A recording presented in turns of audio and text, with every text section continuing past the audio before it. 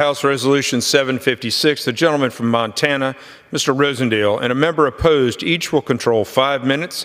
Chair recognizes the gentleman from Montana.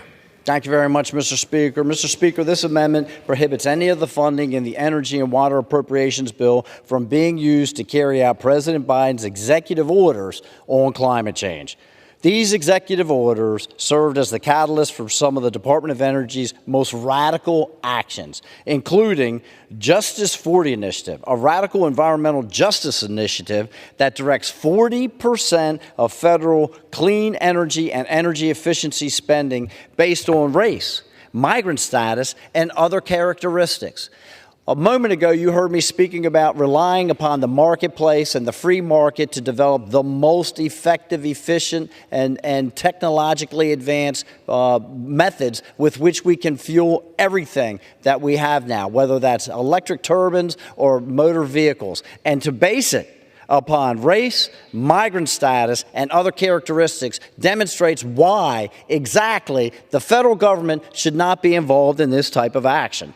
The Department of Energy's transition to a carbon pollution-free energy sources, a zero emissions fleet, and a net zero building portfolio. The power grid from Canada to Mexico around the country cannot sustain pushing everything to renewable energies when they're only operating at solar about 18% and wind energy at the very most efficient 40% of full power when we happen to have wind blowing. This is not the way for us to go, and I would ask that we prohibit those funds from being used for such purposes. I reserve. Gentleman reserves.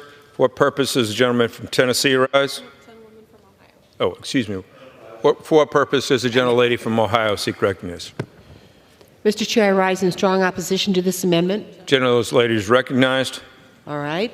As of the end of this August, there have been more than 23 disasters in our country just this year, costing at least $1 billion each. That exceeds the previous record set in 2020, and we've not even finished this year yet. This morning as I drove to work, I was listening to the representative from Hawaii, Maui, talk about the recovery in Maui and ongoing efforts there and the struggle and the positive attitude of the people to try to rebuild.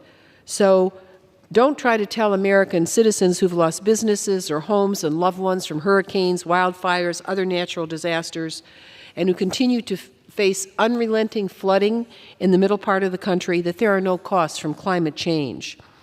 Disaster costs, talk to any insurance company, property insurance company. Disaster costs have risen substantially across this country, and they are growing. In fact, they've tripled. The Federal Disaster Assistance Office, just the federal side, it's billions and billions and billions more dollars.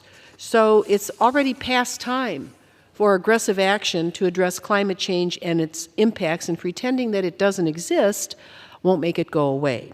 We must maintain American leadership for our clean energy future and not cede all of the economic opportunity that Congresswoman Kaptur just talked about when she was here on the floor to China and other countries who surely want to be right at our ankles and try to dump product into this country. We have to stand on our own 2 feet and be as great a nation as we really are and seize the horizon. I strongly urge my colleagues to vote against this harmful amendment, and I yield back my time.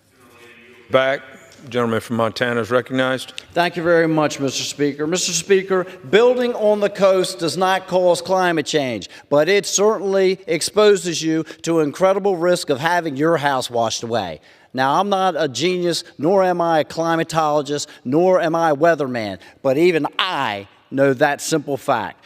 In 2021, the Strategic Petroleum Reserve had a total of 610 million barrels of crude oil in it. Here's what our Department of Energy has done. Reduced it down to 347 million barrels of crude, lowest level since 1983. The emissions in our country have gone down, and it is demonstrated very clearly that by placing us more entitled, obligated to purchase our energy overseas, all we are doing is creating more pollution problems around the earth. We do it cleaner, we do it safer, we do it with the strongest environmental standards, and we do it with the best labor practices around the world. I reserve. Gentleman reserves. You only have the remaining time. Thank you very much, Mr. Speaker. Again, I would just like to say I hope my colleagues can support this. There is no reason for the federal government to be involved in directing what type of energies we should develop. Thank you. Gentleman reserves. Question is on the amendment offered by the gentleman from Montana, Mr. Rosendale. Those in favor say aye. Those opposed say no. Opinion of the chair, the noes have it. Mr. Chair, could I please have the votes recorded? The gentleman requests a recorded vote. Pursuant to Clause 6,